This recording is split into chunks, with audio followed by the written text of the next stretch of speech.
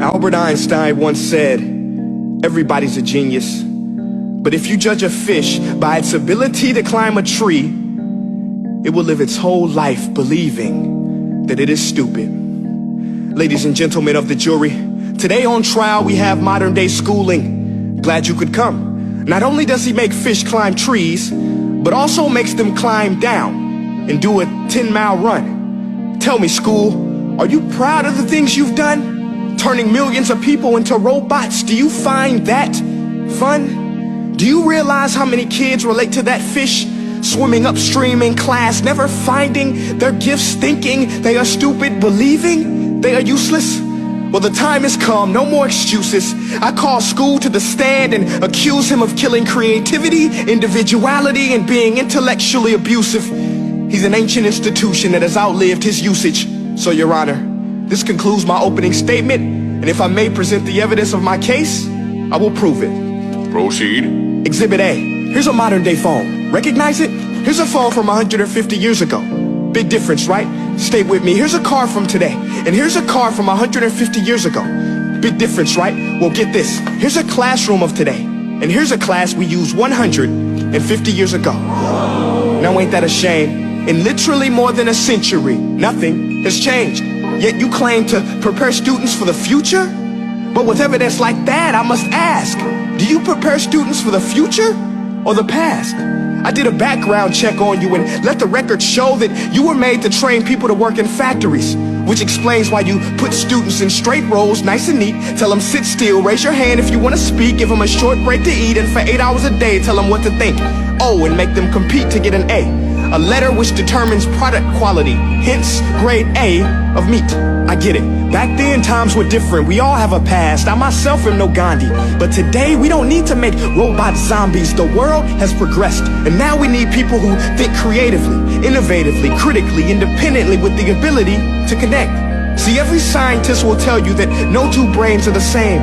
And every parent with 2 or more children will confirm that claim. So please explain why you treat students like cookie cutter frames or snapback hats, giving them this one-size-fits-all crap. Watch your language. Sorry, Your Honor, but if a doctor prescribed the exact same medicine to all of his patients, the results will be tragic. So many people will get sick, yet when it comes to school, this is exactly what happens. This educational malpractice, where one teacher stands in front of 20 kids, each one having different strengths, different needs, different gifts, different dreams, and you teach the same thing the same way? That's horrific. Ladies and gentlemen, the defendant should not be acquitted. This may be one of the worst criminal offenses ever to be committed. And let's mention the way you treat your employees. Objection. Overruled. I want to hear this. It's a shame. I mean, teachers have the most important job on the planet, yet they're underpaid? No wonder so many students are short-changed. Let's be honest, teachers should earn just as much as doctors, because a doctor can do heart surgery and save the life of a kid, but a great teacher can reach the heart of that kid and allow him to truly live. See, teachers are heroes that often get blamed, but they're not the problem. They work in a system without many options or rights. Curriculums are created by policymakers, most of which have never taught a day in their life. Just obsessed with standardized tests. They think bubbling in a multiple choice question will determine success. That's outlandish. In fact, these tests are too cruel to be used and should be abandoned, but don't take my word for it. Take Frederick J. Kelly, the man who invented standardized testing, who said, and I quote, "These tests are too cruel to be used and should be abandoned." Ladies and gentlemen of the jury, if we continue down this road, the results will be lethal. I don't have much faith in school, but I do have faith in people. And if we can customize healthcare, cars, and Facebook pages, then it is our duty to do the same for education, to upgrade it, change it, do away with school spirit, because that's useless. Unless we're working to bring the spirit out of each and every student, that should be our task. No more Common Core. Instead, let's reach the core of every heart in every class. Sure, math is important, but no more than art or dance. Let's give every gift an equal chance. I know this sounds like a dream, but countries like Finland are doing impressive things. They have shorter school days.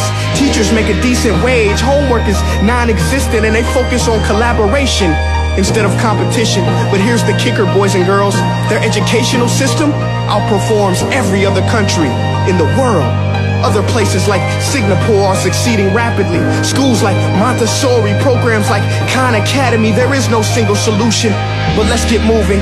Because while students may be 20% of our population, they are 100% of our future. So let's attend to their dreams, and there's no telling what we can achieve.